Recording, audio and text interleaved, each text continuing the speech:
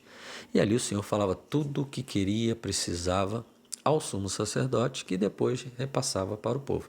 Mas tinha data específica e tinha todo esse processo de purificação para ter acesso ao Santo dos Santos e também a Deus. Era a única forma. Um sumo sacerdote, depois de todo um processo de purificação, de sacrifício e expiação pelos pecados. Só assim ele podia entrar ali naquele lugar, ouvir a voz de Deus, receber toda a orientação de Deus, a bronca, o que fosse que Deus queria falar com eles, e não ser morto, e não ser consumido, né? Caso ele morresse, ninguém poderia entrar. Teria que ser puxado de corda e um outro sumo sacerdote nomeado receberia o cargo e também faria todo o processo. Era sério, imagina só. E aqui Paulo está falando para os hebreus exatamente isso. Gente, o que dá a entender aqui, meus irmãos, é que o povo estava passando por um esfriamento, né? Estava meio desanimado, estava meio incrédulo, se afastando, se apostatando, né? Desanimados. Então, você pode ver aqui que ele fala, ó, portanto, visto que temos um grande sumo sacerdote que adentrou os céus. O nosso sumo sacerdote, ele adentrou os céus. Ele não adentra mais o Santo dos Santos do tabernáculo.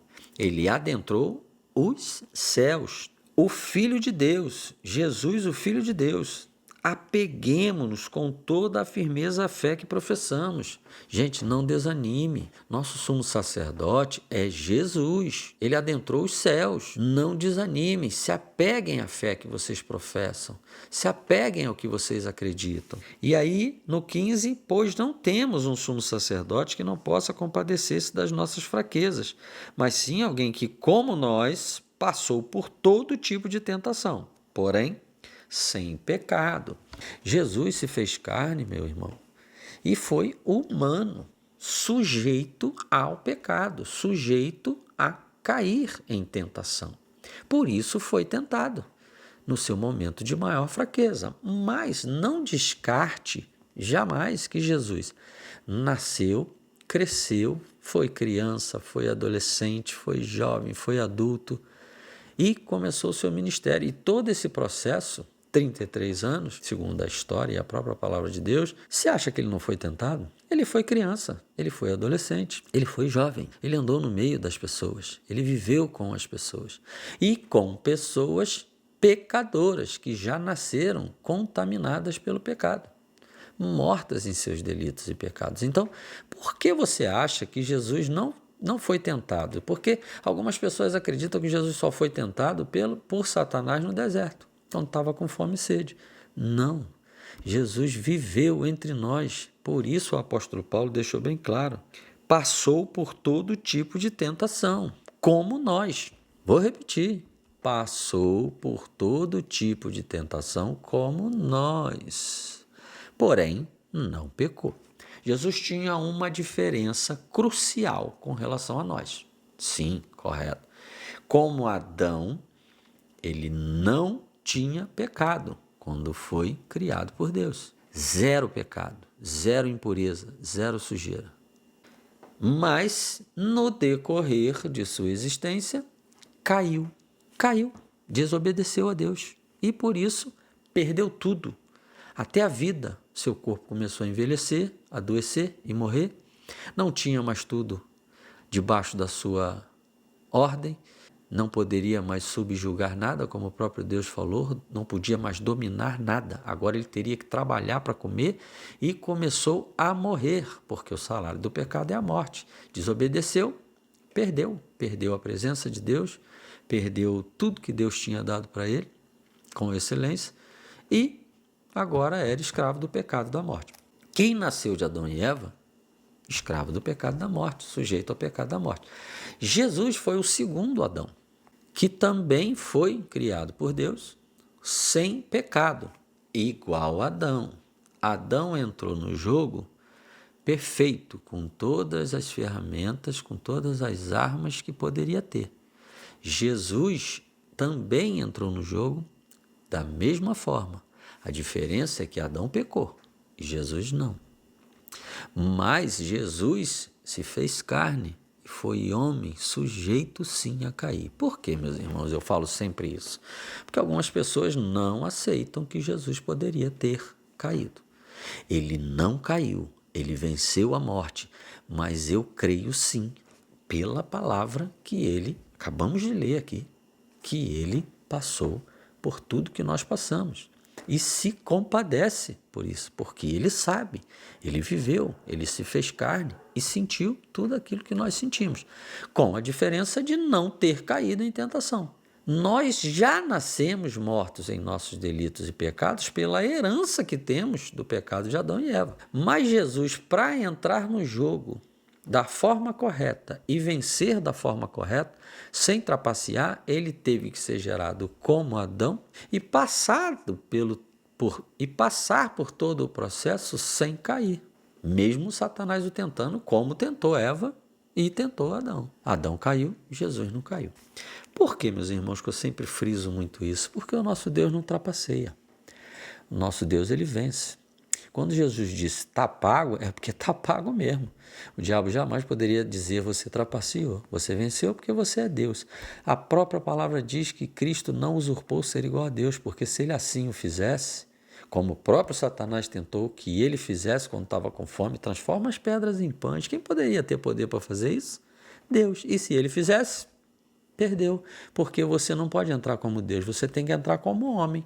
Sabe por quê? Porque pela desobediência de um homem entrou o pecado e a morte, mas pela obediência de outro homem entrou a vitória sobre a morte, sobre o pecado e a salvação, que foi Cristo Jesus. É por isso que eu sempre digo, nosso Deus não trapaceia, nosso Deus, ele vence. E é por isso que Jesus hoje tem todo o poder sobre a morte. Aqui, olha o que o apóstolo Paulo fala. Não desanimem, se apeguem à sua fé, porque o nosso sumo sacerdote, ele adentrou os céus. E aí ele diz aqui embaixo, e também ele não é um sumo sacerdote que não possa compadecer-se das nossas fraquezas, mas sim alguém que, como nós, passou por todo tipo de tentação, porém sem pecado.